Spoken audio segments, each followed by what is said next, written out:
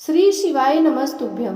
भोलेनाथ की कृपा आप सभी भक्तों पर हमेशा बनी रहे। तो आइए आज सुनते हैं कार्तिक मास महात्म्य का अगला अध्याय और कार्तिक की कहानियाँ। तो श्रद्धा भाव से पूरी कहानियाँ अवश्य सुने। भगवान श्री हरि आपकी सारी मनोकामनाएं पूर्ण करें। गणेश जी महाराज की जय हो। बहुत समय पहले की बात है। एक गांव में एक भाई बहन रहते थे। भाई बहुत गरीब था पर उसकी बहन पैसे वाली थी। जब बहन के ननद का विवाह था तब बहन ने ना तो अपने भाई को विवाह में आने का निमंत्रण दिया और ना ही कोई चिट्ठी भेजी। भाई को बाहर वालों से पता चला कि उसके बहन के ननद का विवाह है। भाई ने अपने गांव वालों को बताया। तब गांव वालों ने अपने घर से चुनरी, बिछिया और साड़ी जैसा जिनसे जो बन पड़ा कन्या के लिए दिया। भाई सारा सामान लेकर बहन के गांव पहुंचा। बहन के घर जाने पर बहन की देवरानी बोली, भाभी जी आपके भाई आए हैं। बहन ने पूछा, कैसे आए हैं और क्या पहना है? तब देवरानी ने कहा, पैदल आए हैं, फटी पगड़ी फटी धोती पहने हैं। बहन बोली, मेरे ससुर हवेली के सामने दुकान में बैठे हैं, मुझे शर्म आती है। भाई को बोलो कि पीछे के दरवाजे से आए। भाई के आते ही बहन ने भाई को एक कमरे में बंद कर बाहर से ताला लगा दिया। एक तरफ लड़की का विवाह हो रहा था, गाजे बाजे बज रहे थे, अतिथियों को भोजन कराया जा रहा था और दूसरी तरफ भाई को कोई भी पूछने वाला नहीं था। तभी भांजे की बहू को दया आई और उसने दरवाजा खोल दिया। दरवाजा खोलते ही भाई वहां से भागा। 2 दिनों के भूखे प्यासे रहने के कारण उसे चक्कर आने लगे। रास्ते में एक गणेश जी का मंदिर था, वहां जाकर गिर गया और रोते रोते गणेश भगवान को अपनी व्यथा सुनाई और बोला कि हे गणेश जी महाराज, आज मेरी गरीबी के कारण मेरी सगी बहन ने मुझे धिक्कार दिया। घर जाने पर मेरी पत्नी, मेरे बच्चे जब पूछेंगे कि विवाह से क्या मिठाई लेकर आए हैं तो मैं क्या जवाब दूंगा। तब गणेश जी को उस पर दया आ गई और गणेश जी भगवान बोले, मेरे बगीचे से ककड़ी और तरबूज तोड़ कर ले जा। तब भाई ने ककड़ी तोड़कर झोला भर लिया और अपने घर गया। घर जाते समय बच्चों ने पूछा, पिताजी बुआ के यहाँ से हम लोगों के लिए क्या लाए हैं? झोला खोलते ही छोटे तरबूज सोने के गेंद में बदल गए और बाकी तरबूज कांटे, उनमें से हीरे मोती निकले। पत्नी बोली, आप बहन के घर से इतना कुछ क्यों लाए? आपकी बहन ने हम लोगों को बहुत ज्यादा दे दिया है। भाई ने कुछ भी जवाब नहीं दिया। गणेश भगवान की कृपा से उनके दिन बदल गए। भाई का काम धंधा जोर से चलने लगा। धीरे धीरे गहने कपड़े, रहने के लिए मकान बन गए। पत्नी बोली, एक बार ननद जी को बुलाकर लाओ। भाई नई कपड़े, नए जूते पहनकर रथ में बैठकर बहन को लेने गया। देवरानी बोली, भाभी जी आपके भाई आए हैं। बहन ने पूछा, कैसे आए हैं और क्या पहना है? तब देवरानी बोली, रथ में बैठकर खूब ठाट बाट से आए हैं। बहन बोली, मेरे भाई को बोलो कि हवेली के सामने से आए। मेरे ससुर देवर जेठ देखेंगे। भाई का बहन ने खूब स्वागत किया। भाई बोला, बहन मैं तुम्हें लेने आया हूँ। तब बहन ने कहा, मुझे भी बहुत दिन हो गए हैं, चलो मैं चलती हूँ। भाई बहन को लेकर अपने घर आया। भाई और उसकी पत्नी ने बहन का खूब आदर सत्कार किया। जो चीजें मांगी सब बनवा कर दिया। बहन बोली, भाई मुझे एक जूती चाहिए। तब भाई ने मोची को बुलाया और कहा, मेरी बहन के लिए ऐसी जूती बनाओ जो मुंह से बोले। भाई ने बहन को बहुत सारा धन देकर विदा किया पर अभी तक वह जूती नहीं आई थी। बहन रवाना होने लगी तभी मोची जूतियां लेकर आया। बहन के जूती पहनते ही जूतियां बोली, निर्धन भाई की पैसे वाली बहन, गणेश जी का बगीचा नहीं होता तो आज क्या करती बहन। तब भाई की पत्नी ने पूछा, यह कहाँ से आवाज आ रही है? तभी भाई ने कहा, सुबह का समय है, कोई जीव जंतु बोल रहे होंगे। भाई ने घोड़ा गाड़ी को जल्दी जाने को कहा। बहन के जाते ही पत्नी जिद करके बैठ गई कि जूतियां क्या बोल रही थी।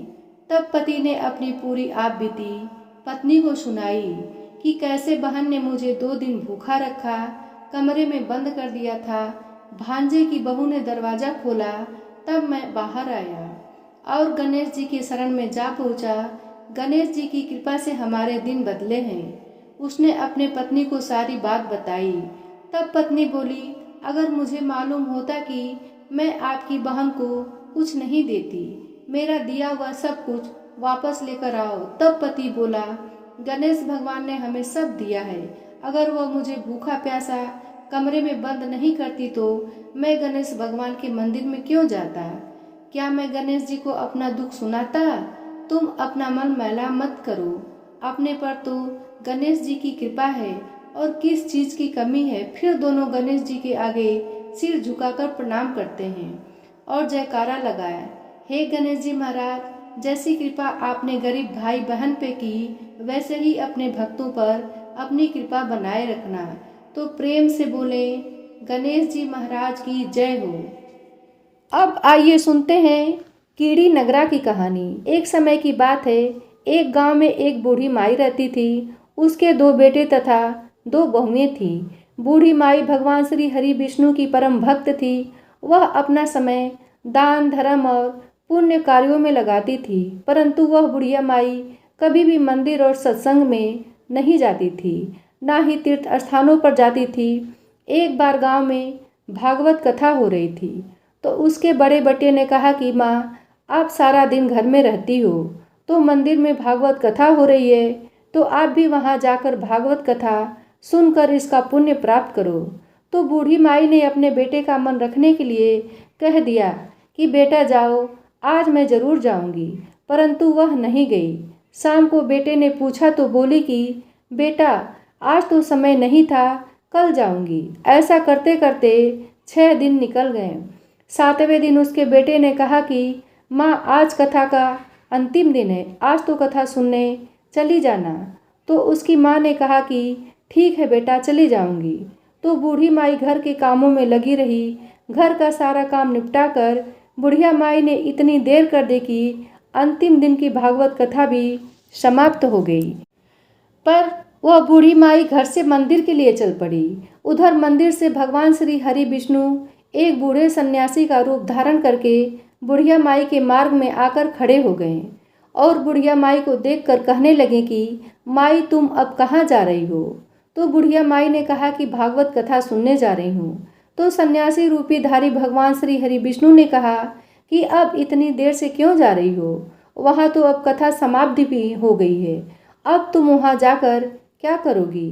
तो बुढ़िया माई ने कहा कि जब घर से निकली थी तो मंदिर तो जाऊंगी ही, जाकर आऊंगी, वरना शाम को अपने बेटे को क्या जवाब दूंगी।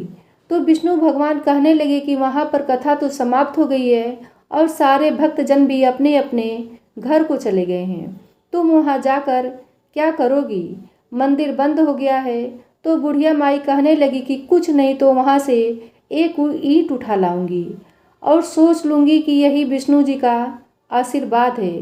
तो सन्यासी का रूप धारे भगवान श्री हरि विष्णु बोले कि तुम वहाँ से मिट्टी की ईंट लाओगे और उसके बदले में मैं अगर तुम्हें एक सोने की ईंट दे दूँ तो क्या?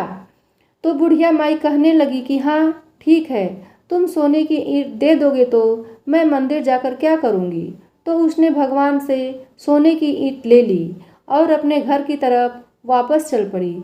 अब घर के बाहर खड़ी होकर बुढ़िया माई विचार करने लगी कि अगर मैं इस ईंट को घर में ले जाऊंगी तो बेटे बहू झगड़ा करेंगे, अब मुझे इसका क्या करना चाहिए। तो इस तरह सोचते सोचते बुढ़िया माई ने उस सोने की ईंट को आंगन के बाहर ही जमीन में गाड़ दिया। उस ईंट को लाने के बाद बुढ़िया माई का तो कभी पूजा पाठ में ध्यान ही नहीं लगता, ना कोई काम धंधा में ध्यान लगता। जब भी खाने पीने के लिए बैठती तो उस ईंट की तरफ ध्यान चला जाता। वह तो सब कुछ छोड़ छाड़ कर बस उसी ईंट की निगरानी में बैठी रहती। तो इस तरह खाना पीना छोड़ देने के कारण बूढ़ी माई दिन पर दिन कमज़ोर होती चली गई। तो एक दिन उसके बेटों ने पूछा कि माँ, आप सारा दिन घर के बाहर क्या करती रहती हो और आजकल बिल्कुल कमज़ोर भी हो गई हो। तो बुढ़िया माई कहने लगी कि बेटा, कुछ नहीं, मैं तो आने जाने वाले लोगों को देखती रहती हूँ। उसने अपने बेटों को ईंट के बारे में कुछ भी नहीं बताया। इसी तरह दिन ब दिन कमज़ोर होते होते एक दिन बूढ़ी माई चल बसी। यमराज के दूत बूढ़ी माई को लेने के लिए आए और उसे लेकर धर्मराज जी के पास पहुँचे। धर्मराज जी को सारी बात बताई तो धर्मराज जी ने बूढ़ी माई को कुतिया की योनि दे दी। तो वह कुतिया उसी पेड़ के नीचे बैठी रहती और उसी ईंट की तरफ अपना ध्यान लगाई रहती। तो इस तरह टकटकी लगाई देखकर बुढ़िया माई की बहू ने अपने पति से कहा कि इस कुतिया को यहाँ से भगा दो, यह तो पागलों की तरह एक ही तरफ देखती रहती है, कहीं बच्चों को काट न खाए। तो उस बहू के पति बुढ़िया के बेटे ने एक लकड़ी उठाई और जोर से उस कुतिया को दे मारी। तो कुतिया तो बेचारी उस समय मार को सहन नहीं कर पाई और वह मर गई। मरकर फिर धर्मराज के पास गई तो धर्मराज ने उसे अब की बार सर्प की योनि दे दी। अब वह तो सर्प बनकर वहीं पर आ गई। जब भी समय मिलता आंगन के बाहर जहाँ सोने की ईंट गड़ी थी वहाँ चक्कर लगाकर वापस चली जाती। एक दिन बेटे बहू की नज़र उस पर पड़ गई तो उन्होंने उस सांप को भी मार दिया। तो इस प्रकार वह बूढ़ी माई दूसरी योनि से छूटकर धर्मराज जी के पास पहुंची। तो अब की बार धर्मराज जी ने उसे कीड़ी नगरा बना दिया। अब बूढ़ी माई कीड़ी का रूप धारण करके उस आंगन में रहने लगी और वहीं उसी आंगन में अपना कीड़ी नगरा बना लिया। आंगन में कीड़ी नगरा हो गया तो घर वाले बहुत ही परेशान हो गए। यहाँ तक कि भोजन भी नहीं बना पा रहे थे, चलने में समस्या, जगह जगह सारे घर में कीड़े ही कीड़े नजर आ रहे थे। तो इससे सारे घर वाले परेशान हो गए और मन ही मन स्मरण करने लगे, क्या करें क्या ना करें, पता नहीं ये कैसी मुसीबत आ गई है और इससे पीछा छुड़ाने का कोई उपाय भी नज़र नहीं आ रहा है। तो तभी भगवान श्री हरि विष्णु सन्यासी का रूप धारण करके वहाँ आए और बोले कि बेटा हमें कुछ खाने को दे दो। तो घर वालों ने कहा कि महाराज आज हमने खाने के लिए कुछ नहीं बनाया है, क्योंकि हमारे घर में कीड़ी नगरा हो गया है। और हर जगह कीड़ी तोष देर तक ध्यान लगाया और फिर कहा कि आंगन के बाहर यह जगह है, इसे खोदो। तो भगवान श्री हरि विष्णु ने उन दोनों बेटों से उस जगह को खुदवाया तो वहाँ सोने की ईंट निकली।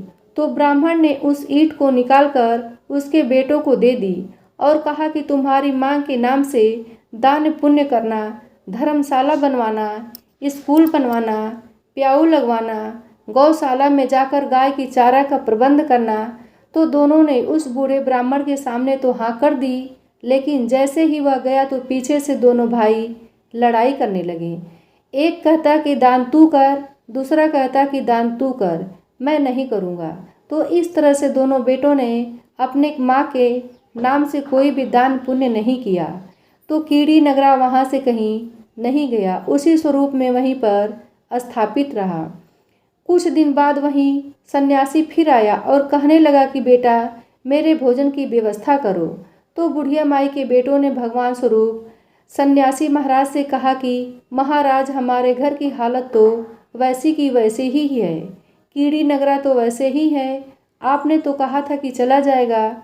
भगवान कहने लगे कि मैंने तुम्हें दान पुण्य करने के लिए बोला था, क्या तुमने किया? सन्यासी की बात सुनकर दोनों भाई बड़े ही शर्मिंदा हुए और सर झुकाकर खड़े हो गए। तो सन्यासी उनसे कहने लगा कि लाओ वो ईंट टुकड़े लेकर आओ, उन्हें बेचकर जो भी धन मिले उस धन से तुम्हारी माँ के नाम से दान पुण्य करो। इस कीड़ी नगरी पर शक्कर, घी और आटा डालो। अगर तुम ऐसा करोगे तो तुम्हारी माँ को मोक्ष प्राप्ति होगी। तुम्हारी माँ को अभी तक मोक्ष नहीं मिली है और वही कीड़ी नगरे के रूप में आपके घर में रह रही हैं। ऐसा कहकर सन्यासी वहाँ से चले गए। फिर उन दोनों भाइयों ने उस सोने की ईंट को बेचकर उससे जो भी धन मिला उसे माँ के नाम से दान पुण्य किया, मंदिर और धर्मशालाएँ बनवाई, गरीब कुंवारी कन्याओं का विवाह किया, कुएं, बावड़ी, तालाब आदि बनवाए और रोजाना नियम से कीड़ी नगरे पर आटे में घी और शक्कर मिलाकर उस पर डाला करते थे। 21 दिन तक ऐसा किया तो उनके घर से कीड़ी नगरा चला गया और उनके घर में भगवान श्री हरि विष्णु की कृपा से अन्न धन के भंडार भर गए।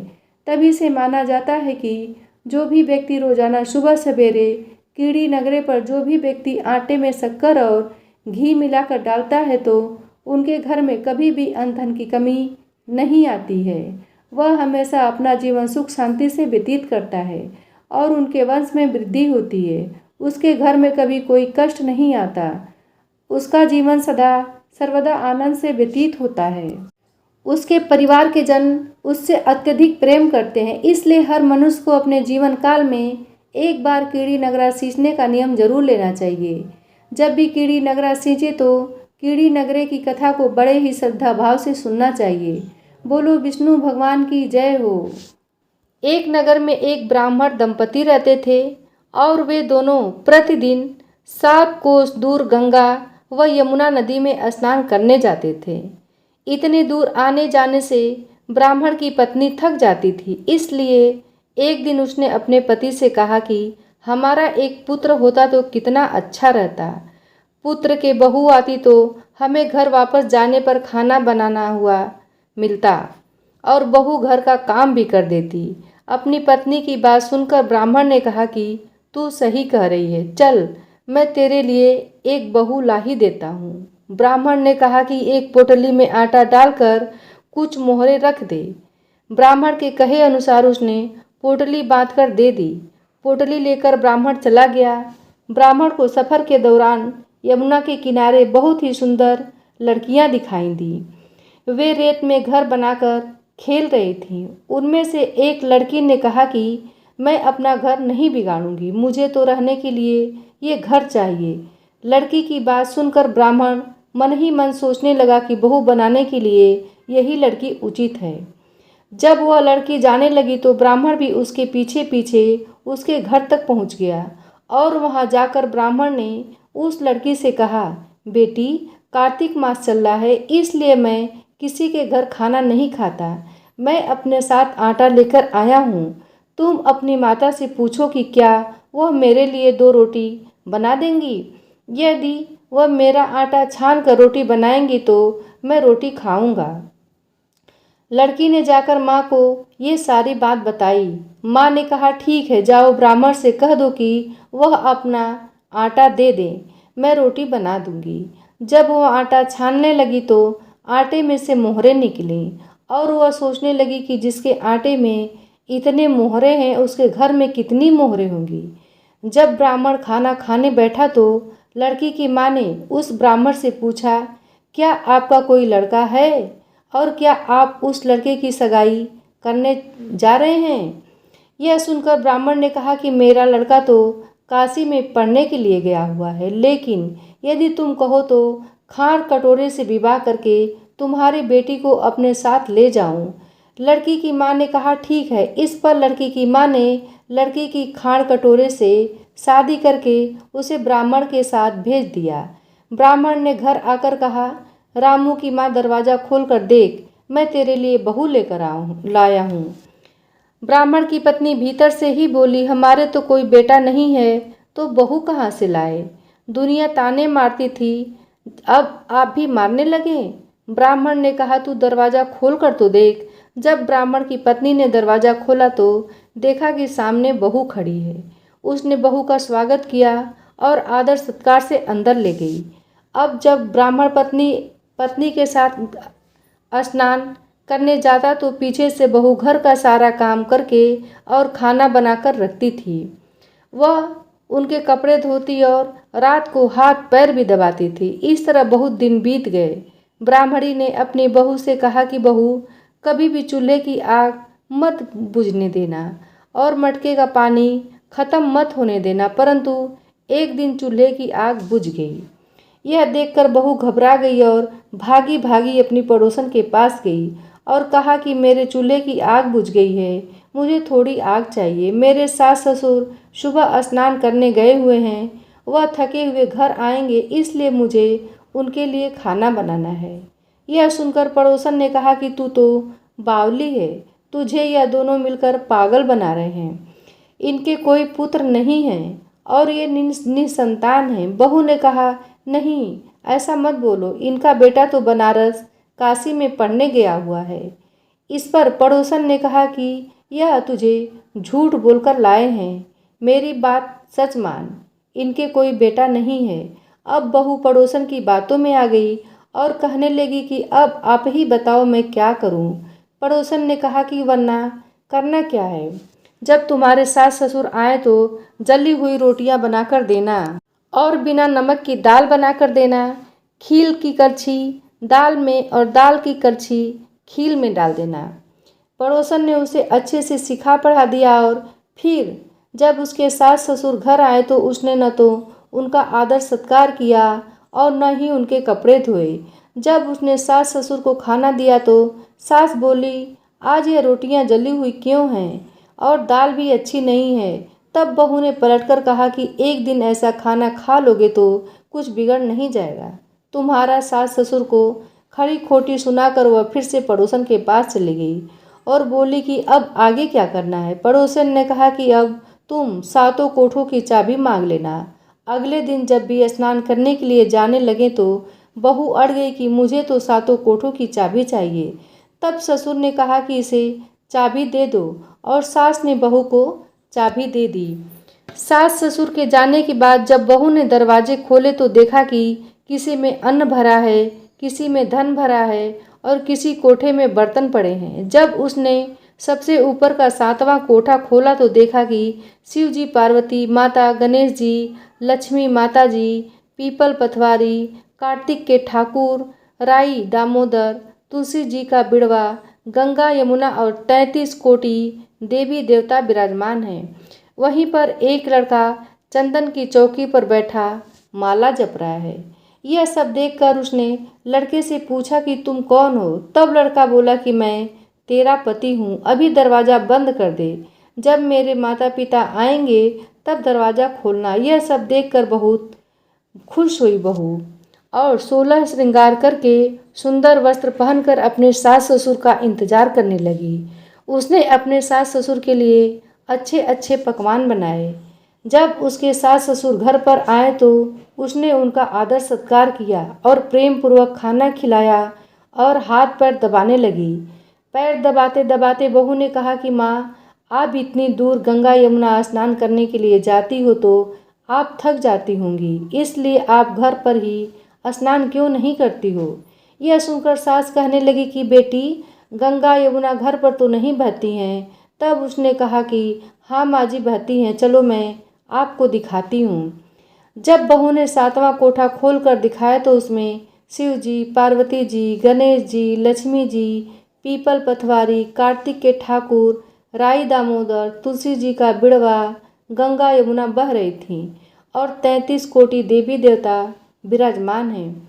वहीं चौकी पर बैठा एक लड़का माला जप रहा है। माँ ने उसे देखकर कहा कि बेटा, तू कौन है। लड़का बोला, माँ मैं तेरा बेटा हूँ। तब ब्राह्मणी ने पूछा कि तू कहाँ से आया।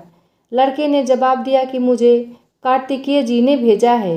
माँ ने कहा, बेटा यह संसार कैसे मानेगा कि तू मेरा बेटा है। माँ ने कुछ विद्वान पंडितों से मदद मांगी। पंडितों ने कहा इस बार बहू बेटा खड़े हो जाएं और उस पर माँ खड़ी हो जाए। माँ ने चमड़े की अंगिया पहनी हो और छाती में से दूध की धार निकलकर बेटे की दाढ़ी मूछ भीगे और पवन पानी से गठजोड़ा बंधे, तब मानेंगे कि यह माँ का ही बेटा है। उसने ऐसा ही किया। चमड़े की अंगिया फट गई और छाती में से दूध की धार निकलकर बेटे की दाढ़ी मूछ भीग गई।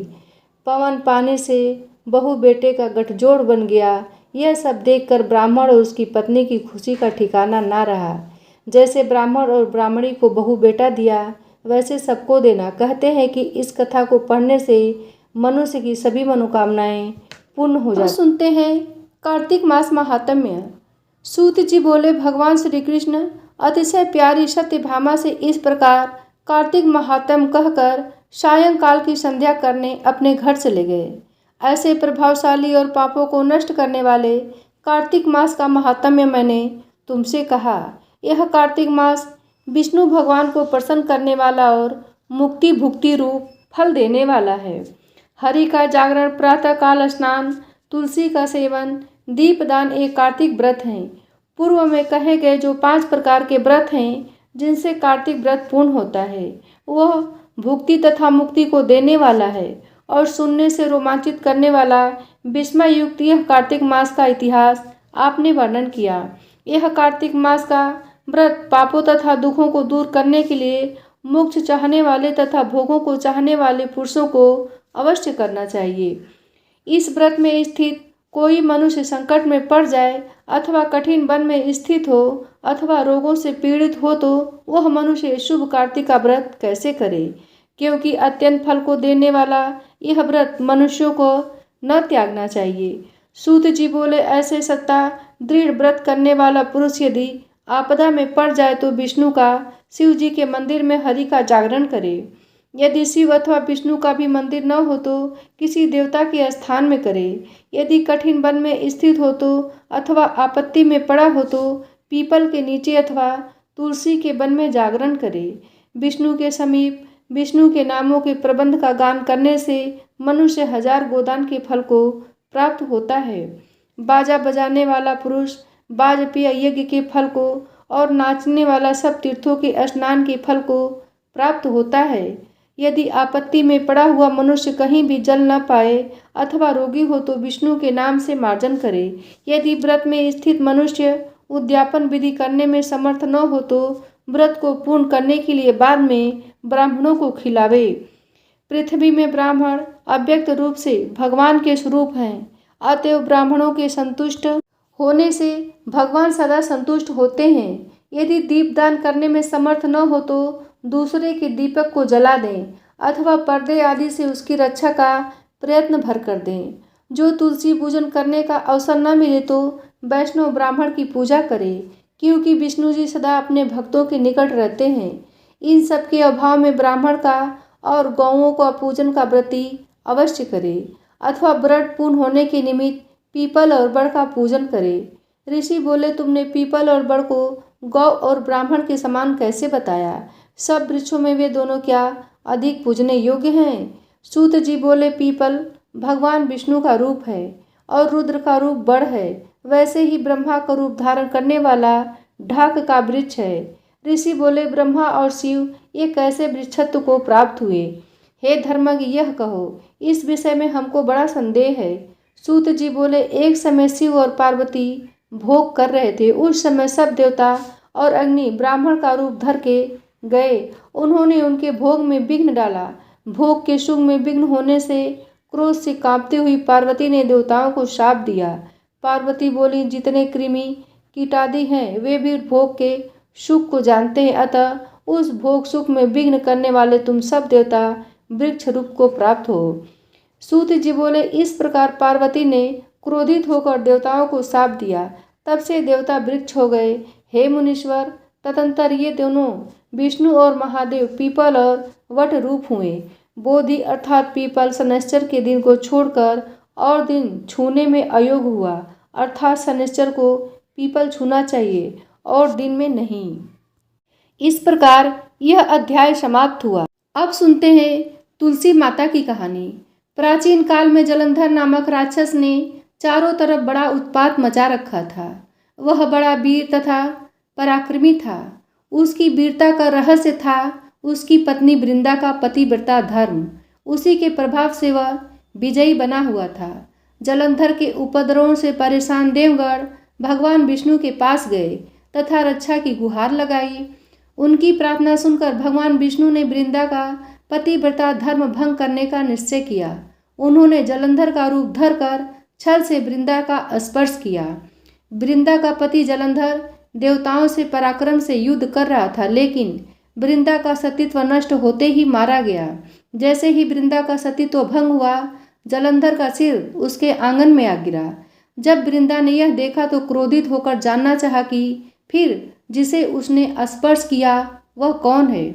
सामने साक्षात विष्णु जी खड़े थे।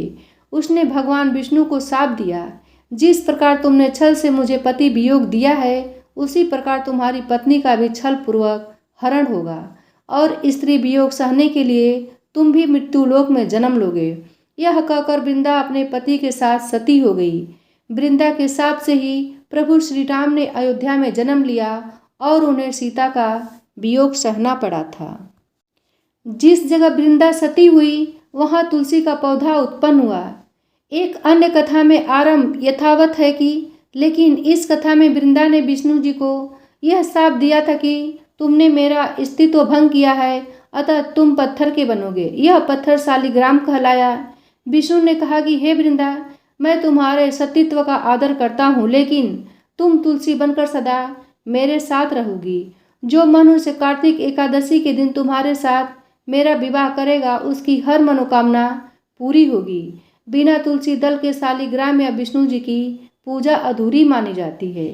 शालिग्राम और तुलसी का विवाह भगवान विष्णु और महालक्ष्मी का ही प्रतीकात्मक विवाह माना जाता है।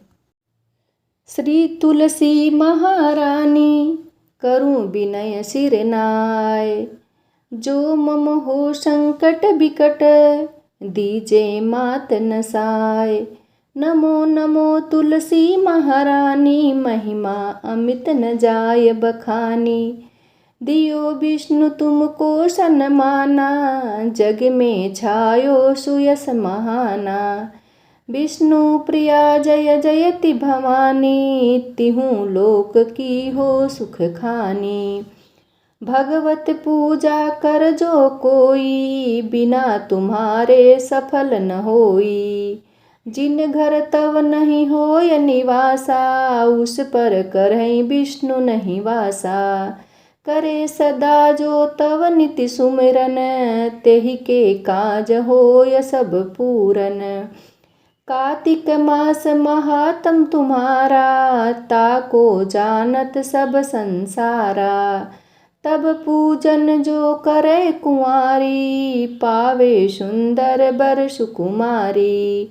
कर जो पूजन नित प्रति नारी, सुख संपत्ति से होय सुखारी। वृद्धा नारी करे जो पूजन, मिले भक्ति होय पुलकित मन। श्रद्धा से पूजे जो कोई, भवनिधि से तर जावै सोई। कथा भागवत यज्ञ करावे, तुम बिन नहीं सफलता पावे।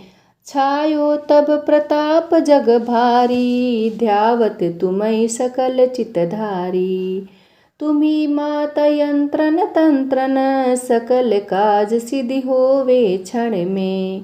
औषधि रूप आप हो माता, सब जग में तब यश विख्याता। देव ऋषि मुनियो तपधारी, करत सदा तव जय जयकारी।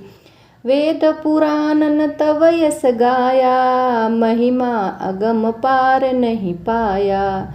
नमो नमो जय जय सुख कारणी, नमो नमो जय जय दुख निवारणी। नमो नमो सुख संपत्ति देनी, नमो नमो अग काटन छेनी। नमो नमो भक्तन दुख हरणी, नमो नमो दुष्टन मद छेनी। नमो नमो भव पार उतारणी, नमो नमो परलोक सुधारणी। नमो नमो निज भक्त उबारणी, नमो नमो जन काज संवारणी। नमो नमो जय कुमति नसावनी, नमो नमो सुख उपजावनी। जयति जयति जय तुलसी माई, ध्याऊं तुमको शीस नवाई। निज जन जानि मोहि अपनाओ, बिगड़े कारज आप बनाओ। करूं विनय मैं मात तुम्हारी, पूर्ण आशा करहु हमारी। शरण चरण कर जोरी मनाऊं, निस दिन तेरे ही गुण गाऊं। क्रतुमा यह अब मोह पर दाया, निर्मल होय सकल मम काया। मंगु मात यह बर दीजे, सकल मनोरथ पूर्ण कीजे। जनु नहीं कुछ नेम आचारा, क्षमहु मात अपराध हमारा। बरह मास करे जो पूजा, तासम जग में और न दूजा। प्रथम ही गंगा जल मंगवावे, फिर सुंदर स्नान करावे। चंदन अक्षत पुष्प चढ़ावे, धूप दीप नैवेद्य लगावे। करे आचमन गंगा जल से, ध्यान करे हृदय निर्मल से। पाठ करे फिर चालीसा की, स्तुति करे मात तुलसा की। यह विधि पूजा करे हमेशा, ताके तन नहीं रहे कलेसा। करे मास कार्तिक का साधन, सोवे नित पवित्र सिद्ध हुई जाई। है यह कथा महासुखदाई, पढ़े सुने सो भव तर जाई। तुलसी मैया तुम कल्याणी, तुम्हारी महिमा सब जग जानी। भावना तुझे माँ नित नित ध्यावे, गा गा कर माँ तुझे रिझावे। यह श्री तुलसी चालीसा, पाठ करे जो कोई। गोविंद सो फल पावहीं, जो मने इच्छा होय। जय तुलसी माता की। तुलसी महारानी नमो नमो, हरि की पटरानी नमो नमो। धन तुलसी पूरण तप कीनो, शालिग्राम बनी पटरानी। जाके पत्र मंजरी कोमल, श्रीपति कमल चरण लपटानी। तुलसी महारानी नमो नमो, हरि की पटरानी नमो नमो। धूप दीप नैवेद्य आरती, पुष्पन की वर्षा बरसानी। 56 भोग 36 व्यंजन, बिन तुलसी हरि एक न मानी। तुलसी महारानी नमो नमो, हरि की पटरानी नमो नमो। सभी सखी मैया तेरो यस गावे, भक्ति दान दीजे महारानी। नमो नमो तुलसी महारानी, तुलसी महारानी नमो नमो। तुलसी महारानी नमो नमो, हरि की पटरानी नमो नमो।